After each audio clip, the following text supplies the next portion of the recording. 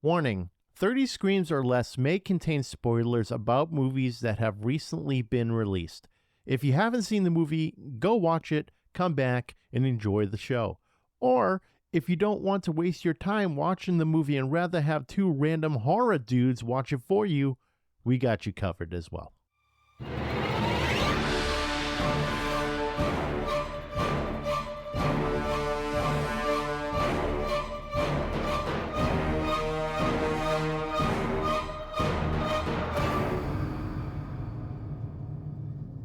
Welcome everyone to 30 Screams or Less, a horror movie podcast where we review horror movies in 30 minutes or less. Today we have something special for you. You might have seen him in such movies as The Greasy Strangler and The TV Dead. Michael St. Michael's, alright Corey, true horror story. Looked in the mirror this morning, my beard an absolute nightmare. Dry, wild, looked like it clawed its way out of a crypt. That's terrifying, man. Did you hit it with that beard octane? Oh yeah. Beard wash, conditioner, beard oil brought it back from the dead. Fellas, don't let your beard turn into a creature feature. Keep it alive and kicking with Beard Octane. And right now, hit beardoctane.com, use code 30screams10, get 10% off. Save some cash and save your beard from becoming a horror show. Bad beard day? We've had plenty. Beard Octane's the fix. We swear by it.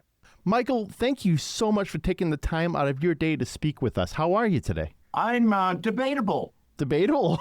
Yeah, I got up today. I don't know why. Otherwise, I probably would have just stayed in bed, waiting for my next job to come around. Well, I mean, you got some stuff coming up, but we'll talk all about that, obviously. We want to hear what you have coming up in the pipeline. That way you can let everyone know, like, what you're up to next. You know, promote what you got going on. Well, let's see. There's the Once and Future Smash, or Smash Mouth 2, which I'm in with Will Whedon. It's kind of a mockumentary. And then there's a thing called Shitstorm. I'm not going to say any more about that. All right. Death Toilet 6. I'm in that. There's the one called Cult of Blood. Cult of Blood.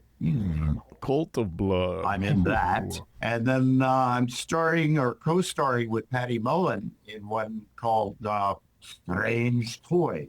Oh, nice. It should be out momentarily. So you got a lot going on. You're a busy one. Yes and no. I would like to be busier because I don't know, I'm a set junkie. And Really? being a set junkie, you need to be on a set. It's like, I liked the Army when I was in it, although I didn't volunteer. But just that feeling of everybody pulling together to get something done. And the movies is the closest thing I found to that since then. And I prefer it actually because fewer people die. Yeah. Yes, for sure. I would hope way less people die in movies. Obviously, I would hope way less people die in war too, but I mean, yeah. It's true. Fewer people do die doing this than doing the military thing. Yeah, for sure. Yeah. So, Michael, we got some questions for you, if you don't mind. No, I don't mind. All right. Corey, I know you're super pumped to talk to Michael today, and you've got some questions. I'm going to let you start. So go for it, bud. Yeah, so the first thing I'd like to know is what your first reaction was when you read the script for The Greasy Strangler the first time. Well, to tell you the truth, I didn't really read the script. I got the part, and we were shooting in 2 days, so I was just finding, my character's lines and trying to learn them, and really not paying much attention to the background to it or the backstory or anything else. And I was totally taken aback when I was told I was going to be Jody, because they told me as we wrapped that tomorrow we're shooting Jody. And I said, oh. Yeah. Well, that was a good night. Yeah.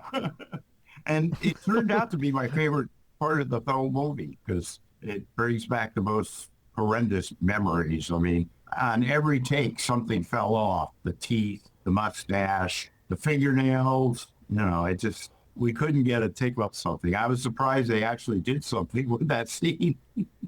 Oh, man, it was a great scene. That scene was so bonkers because, yeah, you were playing like a cop and you were like, coming by to investigate the Greasy Strangler. And I'm surprised that like they were just like, oh, yeah, come in. You don't look anything like Ronnie. Yes, it's too funny.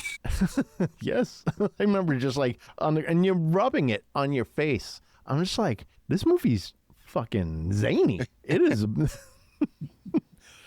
It's such a like crazy movie. I got a lot of. I don't know if you ever heard of Tim and Eric. Have you ever heard of Tim and Eric? It sounds familiar. Okay, so it was like a TV show on, I think it was Cartoon Network, and it was like played late at night. Mm-hmm. And as I'm watching this, I'm like, wow, this has a lot of resemblance to Tim and Eric. I don't have cable, so I don't get the Cartoon Network. But I played Fern in Clarence, and then I did Tropical Cocktails. I did 3 episodes of that, which is on Midnight Swim for part of it. And Oh, Adult Swim? yeah, Oh, nice. I didn't know that. yeah, we shot that in the Dominican Republic, which is a fun thing to do. So, where are you guys at? I'm based out of Nashville, New Hampshire. Corey's based out of Manchester, New Hampshire. But yeah, so we don't even do this in person. This is all remote. But we like to think we do pretty good with how it sounds. I don't know if you took a listen to us prior to this interview. So I got a question for you then. So this kind of goes into acting. Many people feel it's too late to start something new later in life, especially a career like acting. When you appeared on Different Strokes, I believe you were nearly 40 years old at the time, which is, were you around 40? Yeah, I was in it briefly as a baby. In Mexico, I was the ivory baby. They had me in a bathtub with this little girl that was filled with milk.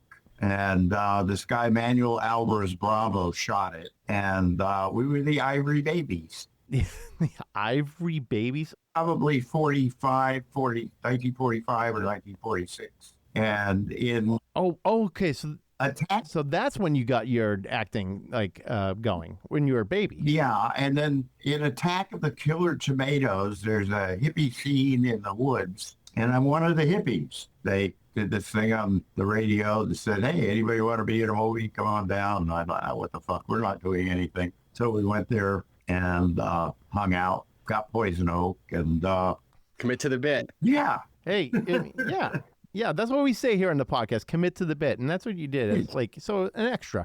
So I didn't know that because I was going through like your filmography and I didn't see anything like that. And I've seen Attack of the Killer Tomatoes, so I've done messed up and didn't even realize that you were in that. So my apologies. So you've been doing this a lot longer then, as opposed to like just starting with like Different Strokes, because that's what I was seeing going that far back. Oh, used to do PSAs. I was a child molester PSA, chasing a little boy around the parking lot with a candy bar in my hand. That was lovely. They could have at least given me a little girl to chase. Yeah, why a boy? And in Light Glass, that was last thing, that the movie starring Eric Estrada. That was the last I did as Michael Peter Rappaport, because at that point, that got me my SAG card. But as soon as I got my SAG card, the other Michael Rappaport objected to there being two Michael Rappaports and thing. And The comedian? I said, can I be M. Peter Rappaport or MP Rappaport or, and we don't even spell our names the same, but they made me change. And I got really depressed because I'd done a few Michael Peter Rappaport movies. And well, that's gone. And it is all gone. Then I met Mary St. Mary from the Sea Hags. They were a punk band in the late 70s, early 80s in San Francisco. And that was my inspiration. Oh, so like you liked her name and you're like, you know what? I can do Michael St. Michael's. Yeah. That's perfect. I'm related to a lot of churches in Eastern Europe. Which is going to bring me to my next question, because I've been reading some stuff and you seem like an interesting one. I got to fact check this with you. So I did some research and reading some interesting things about you. In the 1970s, were you a jet-setting hairdresser traveling like all over Europe with the world's elite? I got to do a little bit of that, yeah. I was really foolish, so I squandered all my money on drugs. That'll happen. I was rated in the top 10% internationally as a hair cutter. Really? That's wild. Yeah, well, that's what I was doing at the time, and I got really into it, and I got very lucky. I got to work with some incredibly good people, like, anyway, I can't, really bad with names. That's why I had such a mediocre career in the movies, because I can never remember anybody's name. Michael, you've done more in movies than we have. Well, We'll I'm say that. older than you, and I couldn't hold fair. So, Yeah, because I was going to say that's a stark difference from acting, just jet setting and doing haircuts and things like that. Was it always your dream to be an actor? when I was a kid, I wanted to be a movie star. I Okay. think every kid does. You want to be I didn't really want to be a fireman or a policeman, a doctor. I should have been a lawyer because I found out when I gave up being a criminal, and I gave that up when I found out that crime only paid if you were a lawyer. It's true. You're not wrong there. So, and I was having trouble sending my own kids to college, let alone paying for theirs. Right. And it's funny. Actually, I wanted to be a garbage man when I was a child. Yeah. Because I wanted to ride on the back of garbage trucks. Ah, That's the only reason. Other than that, rock star. cool. But yeah. Yeah.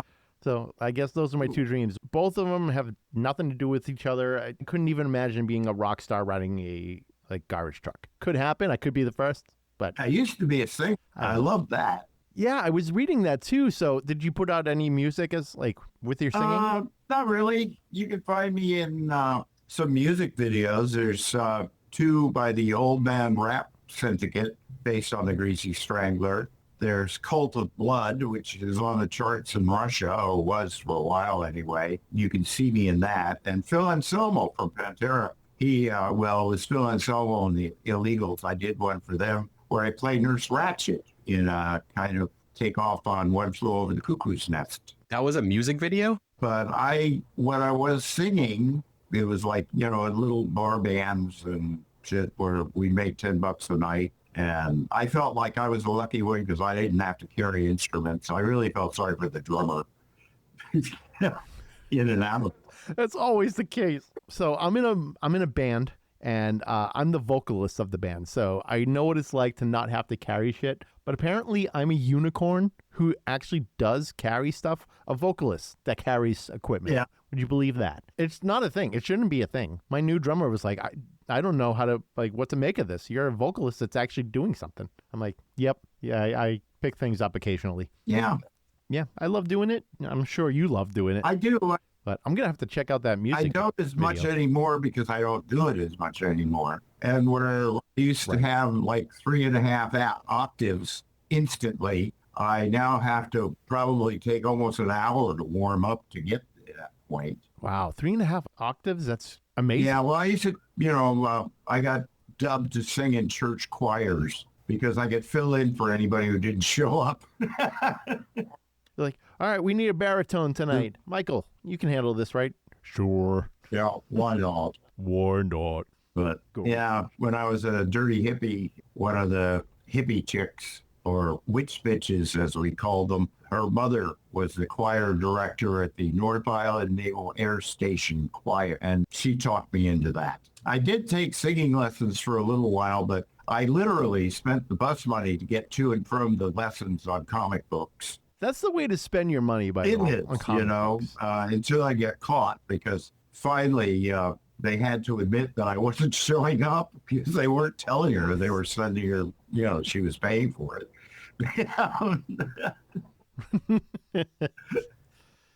I heard something interesting recently, and let me know what you think of this, because I thought it was pretty smart, that going and doing singing lessons, it's great and all, right? But if you don't do singing lessons, you kind of develop your own style. Whereas if you do singing lessons, you're kind of overthinking you're learning and trying to control your voice a certain way. So you're not really developing your own sound. What do you think about that? I think that's crap or bullshit. No, it's like learning to play the piano. You've got to learn the scale first before you can fuck around with them. Yeah, you can't just hop on it and just be like, yeah, okay, I'll just start playing Moonlight Sonata. My father played by ear. I mean, he'd hear a song and he'd go to a piano and play it. My grandmother's the same way. And She can transpose anything. It's wild. I have trouble with chopsticks. I have trouble just sitting there and being like, I don't know what to do. It's too overwhelming. I don't really care. I wish I could play piano. I had, at one point, I got really stupid and bought a Hammond D3 organ and 4 Leslie speakers with those vibrato things that spin around at the bottom. And I had a hole in the desert that I lived in a trailer next to it. And I put the organ down there and I put the speakers on the top. and I would take acid and just make noise. And one time I looked up and I'm surrounded by howling coyotes. Wait. Okay, that is one. Is that an acid trip or that actually happened? That's Well, I got rid of the organ right after that. you were like, Never again. never again. I don't need these spirit animals, multiple spirit animals. Yeah. No, the organ went to Montana, and it was part of the Dirty Shame Saloon that burnt down, and the organ went with it. But everything in Montana burns down. Why? Well, because it's People just starting fires over there for shits and giggles? you're literally in the wilderness. I got discouraged with the place when they got telephones. They had a party line telephone where you can listen to all your neighbors and having their conversations. And now they have God, I haven't heard that since high school. all that stuff. And it's quite civilized. They paved the road. Oh, wow. Cars can drive now. Well, you could drive over dirt roads and stuff. Yeah, though, it had a covered bridge, but it was a dirt road to and from the covered bridge. I think it's on 17 Mile Drive in northern Montana, just east of the panhandle of Idaho. Oh, nice. I bet that looks amazing. I've always loved kind of that scenery. So, Corey, you've got some questions, though. So I know you're really excited here to ask these questions. So go for it. Yeah, so I remember seeing the initial trailer for this movie back in 2016 and being super excited to watch it. I rented it on VOD, whatever streaming service it was on back in the day. I showed it to so many people, telling them it was literally going to change their lives. To this day, I can quote it by heart, and I'm still showing it to people. Did you think, while filming The Greasy Strangler, that this would be a movie talked about almost 10 years later and develop a cult following? No, I didn't actually. I was just really thankful that I had finally gotten a job and that didn't get me killed. And then they had that firing squad scene, which really pissed me off. At the end, fucking Ricky Prickles. As a subliminal actor in Hollywood. And there's an episode of X-Files where I'm every dead body in it, because I used to do a lot of second and third unit work with them when they came back from Canada. Oh, I didn't know that. Yeah, Okay, there's stuff I'm missing. On Halloween night, I'm being chased by some flying monster type character who gets me and kills me through a cornfield, which was just outside the soundstage. and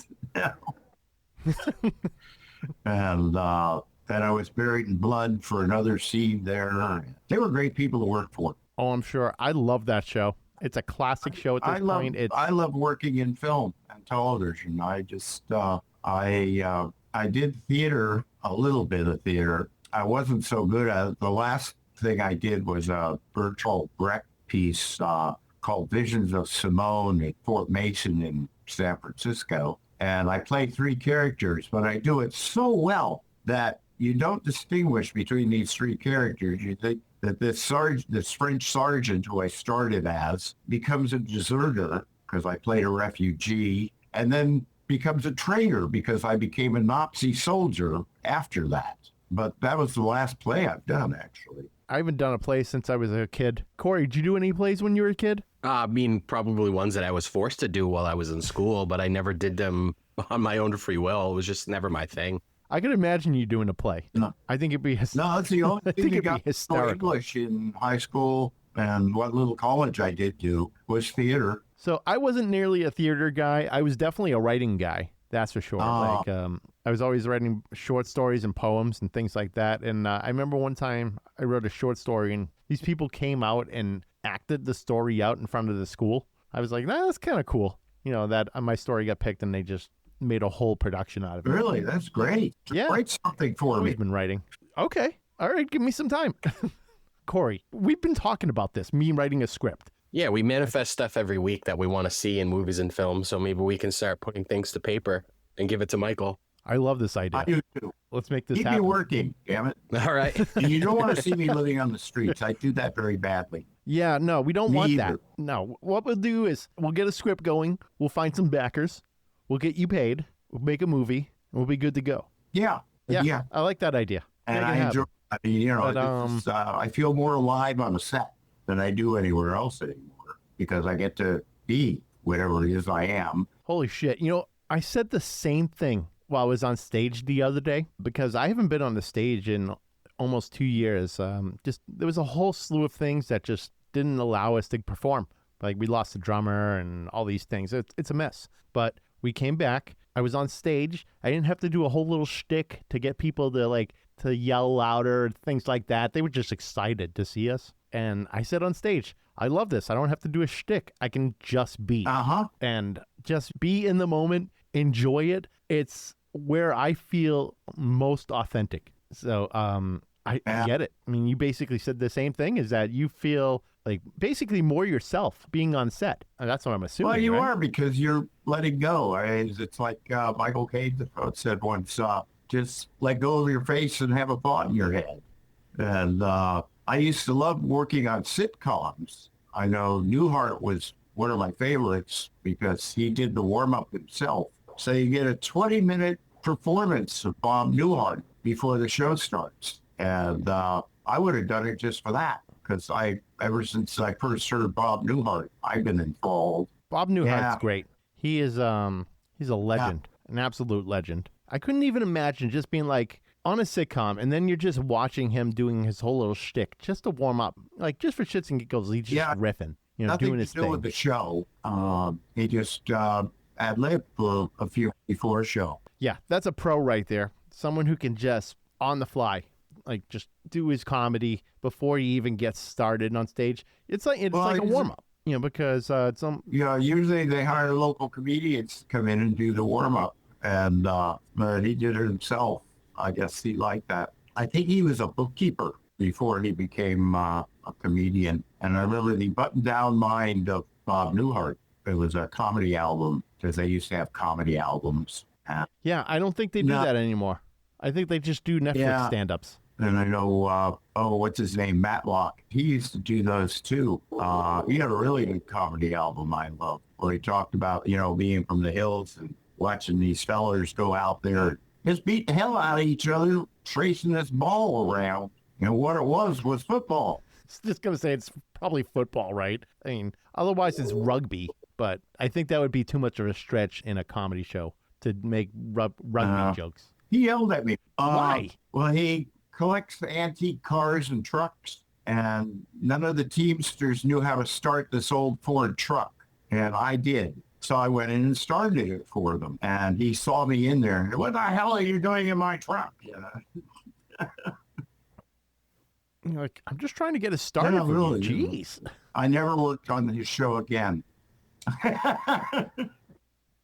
Because you tried starting his truck. He's toast. Oh, jeez. Probably for the best. Oh, that's happened to me a lot. What, getting kicked off shows or like just not kicked off shows, but well, I have a great talent for shooting myself in the foot. I know that all too well. Yeah.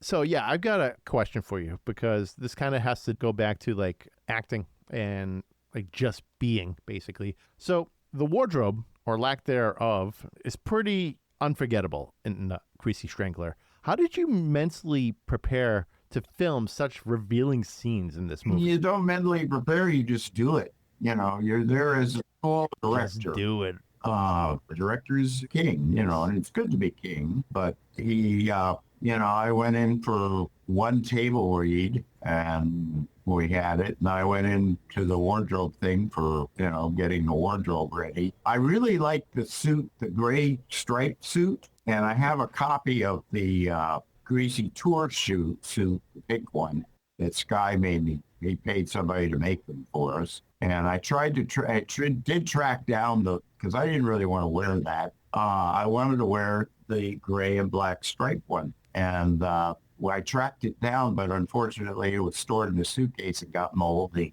And they couldn't find the material anymore because I think they were on a very tight budget also. And they used the last of the material that they could find to make that suit. Oh, geez. Yeah.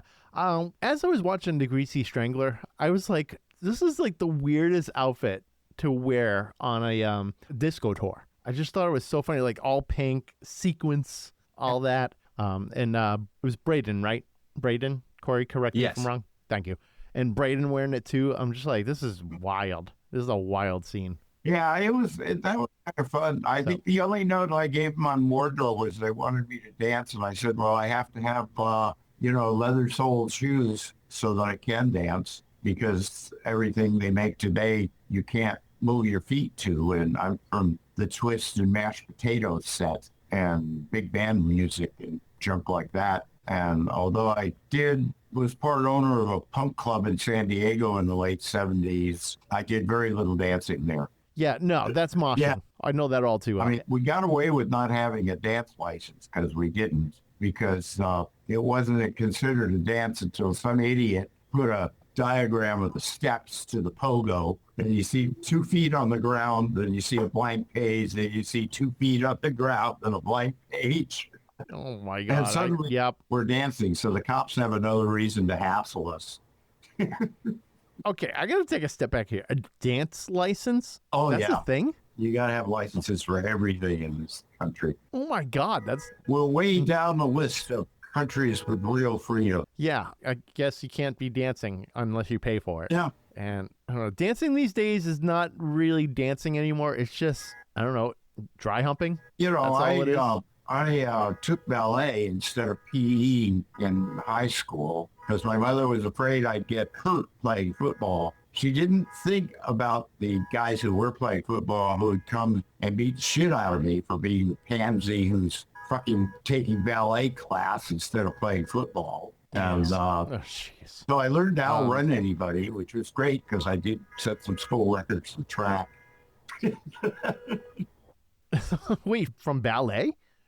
I mean, you're probably like really good on your feet, so it probably like carries over skill-wise. And, everything you do in life has consequences. Oh, I'm a firm believer in that sometimes you make just one little decision and it alters the trajectory of your life. I mean, I've had like these one little things, like here's a for example, and I'm not trying to like talk too much about band stuff and all that, but I was going to college and it was like 45 minutes away from me. I actually ended up having a seizure, and when you have a seizure, you can't drive for 6 months. So I couldn't get there at all, like other than maybe bothering my grandfather for a ride, which I can't be doing that every single day. Having him drive 45 minutes to drop me off, 45 minutes like back and all that, right? It's just too much. So I ended up going to college closer to home, and because of that, I bumped into the kid that I was going to end up being in a band with. So if I didn't have a seizure, I wouldn't be in the band I'm in today. And I just look at life like that. You have to kind of just roll with it. And like, I don't want to say there's a plan or anything like that, but it's wild. The littlest things can just set you on a whole different path. Well, if you really want something in life, even if you don't take a direct path, you'll end up there. I've discovered that. I mean, I ricocheted around a lot to get where I am now, which was after the Greasy Strangler. Within a year of that, I no longer needed a day job because my entire career, I'd had a day job. Really? So like the Greasy Strangler just kind of helped jumpstart that career for you. That's great. I have trying to master videotaping my own auditions and submitting them, but I haven't been able to do that yet either because I'm technically challenged, which is... I mean, I don't know. We got you here right now, and it was pretty seamless. Well, it's easy now. But I used to have a job when I got out of the Army. I used to convert analog circuits to digital circuits for Texas Instruments. And that was a really easy job. But in fact, I got fired because prior to that, I'd gone to the IBM typewriter and time clock repair school, and I had keys to time clocks that I took with me when I left. And I would punch myself in and out because they'd give me a list of things they wanted done that week. And I would get done in 2 or 3 days. And I couldn't see just coming in and hanging out in that Germanian room where you're being gamma rayed to death. The weird lights, when I didn't need to be. They got what they asked for. And I just did my time clock or my time card and turned it in every week. You know, it should be like that where you go in, you get the job done, and then you go about your day. Like, you don't need to be there 40 hours a week or more and just maybe dick around until something comes up. Well, that was the thing. Nothing would have come up. because I did that at first. I was there for, I don't know, almost a year before they called on. And Good for you. A year. A year. Wow. Yeah, I don't think I could get away with that at my day job. No way. I think they would pick up on that. No way. Yeah, I'd get caught No. within minutes. Yeah. Yeah. By the end of the week, they'd be like, Steve, something's up with your numbers this week. What's going on? And I'd be like, I don't know what you're talking about. But they watch me like a hawk. I mean, that's how it is these days. Everyone's like under the microscope because they have all these metrics, all these reports and everything. You can't like just slack off anymore. you know, now like I remember looking at Google Chrome and finding myself on my street walking away from my mailbox. I found myself sitting in a cafe having a cup of tea. I found myself driving up and down different streets in town when they were doing the street map thing. I found myself sitting in cafes in San Francisco. Wow. So like there's multiple appearances of you on Google There Maps. were, or Google Earth. That'd be funny if there still were. I mean, that'd be a fun game for our audience to play. You know, find Michael St. Michael's on Google Maps. Like, hopefully they don't find you too well because we don't want people to know I don't you. care. Okay. I mean, I was a subliminal actor most of my life. So, because I did extra work primarily to support myself. Between being an extra and a stand-in, that gives me a pension from the Screen Actors Guild. Yeah. Really? I didn't know that. Yeah, I mean, Screen Actors Guild it's a union, so that makes sense. I just never knew that you get like pension and things like that. That's just it's a wild concept to me. You get to do something you love like that, and you just set up for success. Yeah. And I got, And like worked with very creative people. I mean, like, I think Sean Connery's last film, I was his photo double and stand-in. And the only difference between us at that time was that his shoulders were a half-inch wider than mine, and I had more hair than he. Wait, his last movie, The League of Extraordinary Gentlemen? No. It was a Is that thing, the one? I don't know what it came out at. It was called Dancing About Architecture. And it had a really big cast. I got to meet Jillian, what's her name, from X-Files, and Madeline Stowe, and Angelina Jolie, a bunch of people. And Sean Connery is the type of person who, he only comes out when the camera's rolling, and you tell him where they blocked you, and he takes it from there. That guy's a pro. Yeah. I mean, rest in power, Sean Connery. To get to work with them. I mean, it was one of the best gigs I ever had, really. I mean, to work with Sean Connery, absolutely. The guy's an icon. I know. An I absolute remember the first icon. time I saw him, I went to see a Jerry Lewis movie, and the other one, it was a double feature, and Dr. No was the other one. And I remember Dr. No, but I have no clue what that Jerry Lewis picture was. Yeah. That's all right. You got to see Dr. No, and Sean Connery is nearby. I was actually just watching Indiana Jones and the Last Crusade recently, and he's amazing in that, too. He is. I really liked the one he amazing did. in It a was lot of called The Hill, that died Hill. everywhere, but I liked it. My favorite Oh. was The Rock. Oh, The Rock. Oh, Yeah. that's a good one, too. Yeah, The Hill came out in 1965. No, but Okay. in The Hill, which was done before that, and it was the first non-James Bond movie he ever made. He was in the stockade in the army. Oh, yeah, I'm reading it right now. In a North African military prison during World War II, 5 new prisoners struggled to survive in the face of brutal punishment and sadistic guards. And it's in black and white, it looks like. Yeah, that was 1965. Okay, yeah, that was quite the some least time ago. known movie.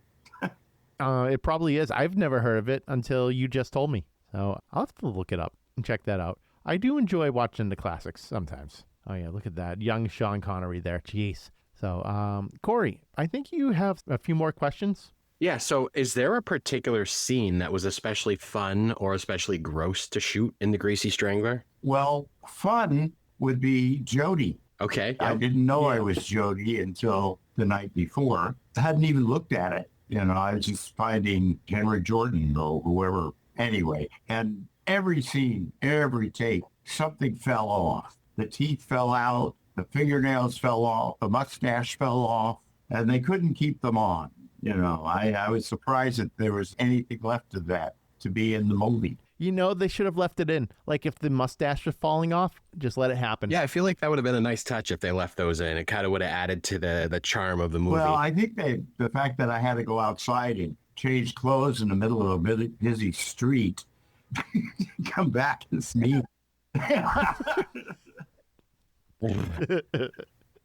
And no, actually, you didn't do that like in the movie itself. I remember that, but there was so much scantily clad bodies in this movie. They didn't all want the to time. spend anything they couldn't, or they didn't have to. I know we were halfway through it before I even had a trailer room, and then half the time I couldn't go into it. Once I'm in the Greasy outfit, and they built a tent around me because of kids walking by.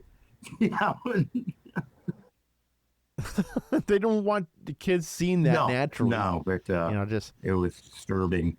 Yeah, you were naked and covered in grease. And one of my favorite scenes was when we were in the forest, and I'm waking up after being buried in leaves and stuff. And I knew that was the end of the greasy suit, because that thing, it did not take me sleeping in it well. I would assume not. That thing, it looked extremely heavy and just very liquidy, and just it looked like you just had stuff over you. And it was slime. So that was a suit you had to wear? And wow. And then they had to do my face and my hair and this stuff that I'd come home and I'd fill up the bathtub and stick my head in the water. It took about 45 minutes to get that stuff to loosen up enough to get it out of my hair. Oh, geez. What was it, by the way? Do you know? Ultra ice. Yeah. Ultra ice? This stuff will give you frostbite in the Sahara in the hottest day of summer. It is just pure menthol. Oh, God. Oh, yeah. Look at this.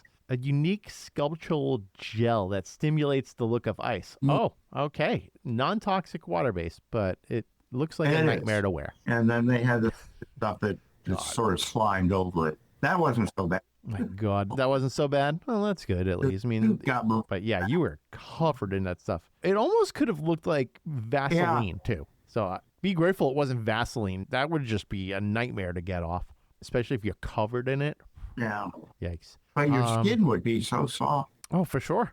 Absolutely. Well, that would be the benefit of wearing Vaseline all the time, is that you come in. I had a party and I had 1.5 kegs of beer left. And they weren't going to give me a refund on anything. So I just dumped it all in the bathtub and took a bath.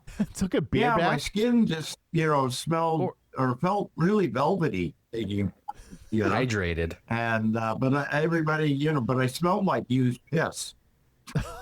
Well, I couldn't. Everybody around me could. Corey, you're messing up. You've got all this beer when you could be taking a beer bath. What are you doing? I'm going to try this. Now that I know it works out, I'm going to try it. Yeah. Hey, and if you smell like piss, at least you have a story. Schlitz malt liquor. Schlitz malt liquor. Oh my God. Did you get a hangover? No, I don't know. Now the only thing I drink is vintage bottles of Louis Roeder Cristal. Oh. I had to quit drinking when I started getting sick before I got drunk. Oh, geez. Sorry to hear that. Yeah, that's unfortunate. I mean, notice I'm really, get a drink. I get really drunk really fast and I don't have a hangover. Really? Yeah, well, I feel like that's convenient. The tiny bubbles, they, just get into your bloodstream so fast that you're high as a kite in no time. That makes sense. It's hard to overconsume. I'm not saying you can't. That makes sense. But I never did. I went to a beer fest recently, and talk about consumption. Like, that stuff fills you up. So it's nice to get drunk off of very little as opposed to drinking like tons of different vendors and then hating life the next day. Yeah. I was so damn full. I was so full. Now all I need to do is get a job where I can afford to spend $1 grand or $2 on a bottle of wine. All right. Just to say you did. But you could always go to like a nice fancy steakhouse and just get a glass of it, and it would be substantially cheaper. Yeah. Probably $50 a glass or something, but hey, you don't have to drop $1,000. But I'm going to be writing that script, and we'll both make some money, and then we can go out and we can spend $1,000 on wine. All right. I'm expecting that lap party. I like this idea. We'll just get a few. I think we'll do all right. Though. No, that's fine. Corey, you've got one about this scene bullshit artist, because I want to hear all about this. Because the way you say bullshit, it's just this like an exclamation point on it. So what are your thoughts on the bullshit artist scene between you and Braden being considered one of the greatest arguments in film history? I'm amazed to hear that. Bully, bullshit. Horse shit, bullshit. Cat shit. Dog shit. Penguin shit. King penguin. Oh my God. Oh my God, my life is made now. Corey's happy.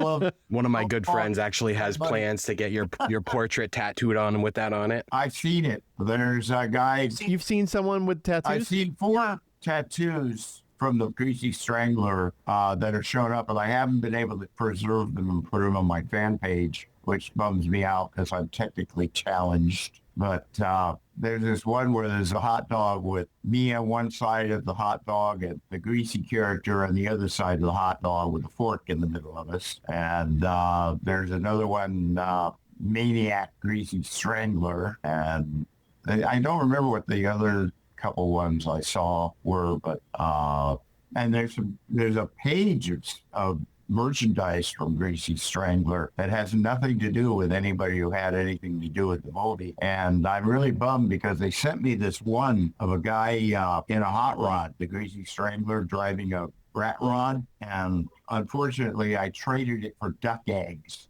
Oh, you love your duck eggs. Well, I got 2 dozen duck eggs for it for a free T-shirt. It's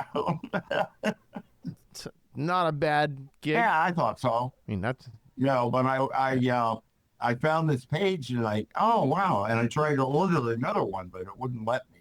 probably sold out, I'm assuming.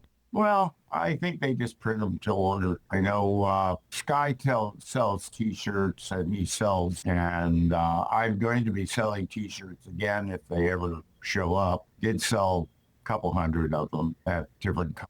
Oh, I'm sure Corey will be all over that. I need that, and I need the Greasy Strangler score, the vinyl. That's a grail of mine that I'll probably never get unless I spend $200. $200, huh? Yeah, I was just looking at it today because I knew we were going to be chatting tonight, and I'm like, I wonder what this thing is at right now. And I saw them on eBay for like $200. They've got to be somewhere. I mean, because I sign 2 or 3 of them every show I go to. Yeah, I don't know if the people that you sign those for are keeping them or selling them. I don't know. You should get a hold of the guy who wrote the music. What's his name? He's part of a British punk group called Fuck Button. Fuck Button? Yeah. I can't remember his name. That's he's the guy who did the music for the soundtrack. Write to him. Andrew Hung? Yeah, Andrew Hung. Okay. Yeah, I was just looking that up. Andrew Hung. I love him. And it's you on the cover. I was also Of course. Jody in the Greasy Strangler. He thought it was another act. That needs to be an alternate cover. You as Jody. Mondo Records is the one that pressed the vinyl, and I think they're the only ones that have ever done it. Mm-hmm. Yeah, $290 right now for the pink splatter vinyl. Really? Yeah, that's Right to Andrew. You know what? Tell him Okay. There's I mean, there's an audience for it, obviously. I mean, I had like a Terrifier 2 vinyl recently and sold that thing for like $200. So people want these things, especially if there's like limited edition. But and I think we need to start getting you wrapped up so you can go to your next interview here. And Corey, yeah, have you got like one more question? Yeah, I've got one more. With the original length of the film being 2 hours and 15 minutes, was there anything that was cut from it that you wished was released on the DVDs? I don't think so. I know there were scenes we couldn't shoot. Like there's a scene where I punch him in the face at that motel and he collapses. And there was a scene where I poured a can of Coke into his face and start drinking it out of his face. That never got caught. Oh, that would have Wow. been fun. I was really bummed because I worked on that all night. Oh. Like, you know, it was- I- that just seemed like such a fun thing to do. That, that would have seemed like a Greasy Strangler thing to do. And that We should ran have out of been left night, in. and Oh. there were a few scenes that we never shot. I'm hoping, because I hear Aunt Timpson is making another Greasy Strangler, that they include those Ooh. or something else in it. Sky was really upset. They're not using us in it. And I thought, oh, okay. Who would? Yeah. Wait, so the sequel's not going to have the two of you? No. if there's a sequel or they're just making the whole thing over again. I don't. Oh, like a reboot? I don't think they can do a reboot. They can't make a Greasy Strangler without you. You're like, Well, originally they when didn't people think want, Greasy Strangler, they think you. originally they wanted somebody like Nicolas Cage. No kidding. That's what I couldn't even It's a little imagine more- Nicolas Cage you know, doing I that. But he know. started doing a lot of indie horror stuff. he does, and he's really good. But I mean, anybody who He plays it will make it their own. Either that or That's it won't true. work. I mean, and you for sure made this character your own. We thought you did an amazing job. Corey is over the moon right now having you on the podcast. He's been like dying to get you on the podcast. Corey can die happy now, Oh, I think. Well, But, Yeah, I'm wrapping Corey, it up. I'm tired. No, stick around. We have some more episodes to do. I mean, I need all the fans I can get. And if you die, that's one less. And I can't afford it. Yeah, Corey, stick around, huh? There You we go. die, I'll fucking kill you. I mean, that'll be an honor, honestly. Oh, okay. Well, show up. I'm glad. Yeah, just fucking choke me out. yeah. Treat me like the Oh. hot dog vendor. Oh my God. I love how everyone died in it, just died so slow. They're like, oh no, I'm dying. Yeah. Oinker he was my favorite kill. Oh man, like- that one gets me every time when you pull his nose off and you stick your finger in the hole. Oh my God.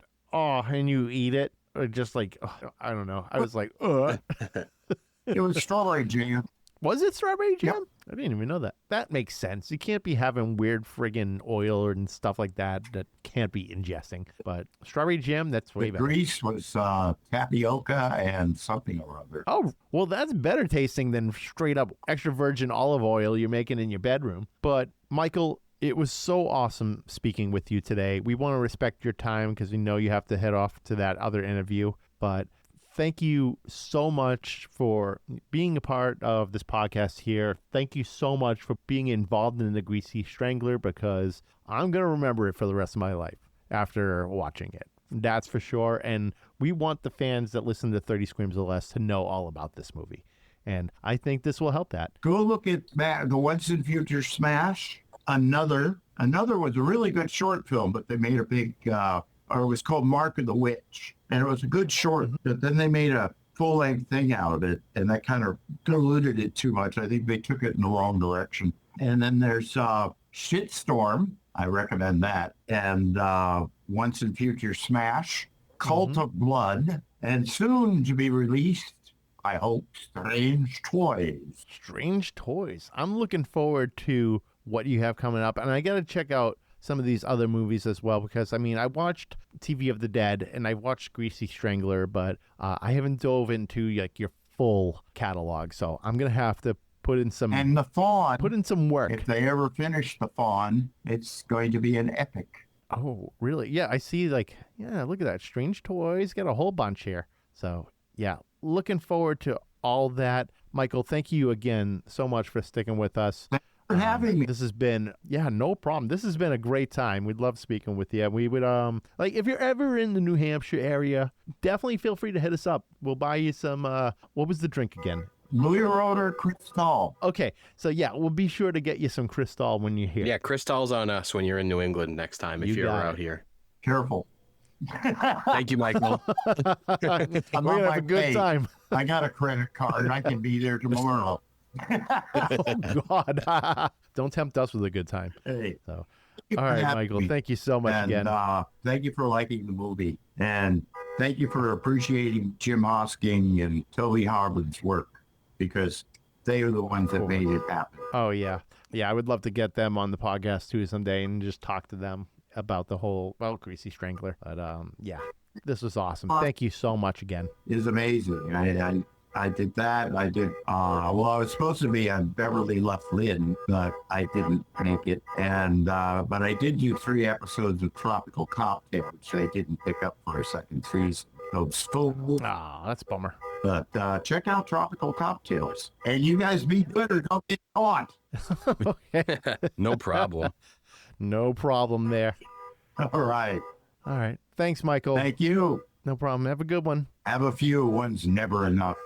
All right, everyone, be sure to like, follow, and subscribe on Facebook, X, Instagram, TikTok, Threads, and YouTube. Leave us a 5-star review on all podcast platforms so we can get some more exposure. Of course, tell your friends. Both our intro and outro music are courtesy of Andrew Scott Bell. Be sure to check out Andrew on all major streaming platforms. And if you see Winnie the Pooh, Blood and Honey on vinyl in the wild, be sure to pick it up. We're also part of the Shining Wizards Network. Be sure to visit shiningwizardsnetwork.com. They're an awesome podcast network ranging from wrestling to heavy metal, horror, all that good stuff. So check that out. Visit 30screamsorless.com for all previous episodes and transcripts to go with those episodes. Also, check out beardoctane.com for their whole line of grooming supplies. And be sure to use the code 30screams10 at checkout for 10% off your order. And if there's anything you want us to review, send an email to 30screamsorless@gmail.com or hit us up on social media. Use hashtag 30screamsorless. And also, we have some awesome merch for sale on our website, so definitely check that out. If you go to our website, at the very top, there's a shop link. Click that link, and you'll see all sorts of shirts, hats, mugs, things like that. If you buy it, it helps going towards our hosting costs. I'm Steve. I'm Corey. And thanks for listening to 30 Screams or Less. And don't forget to drink your beans.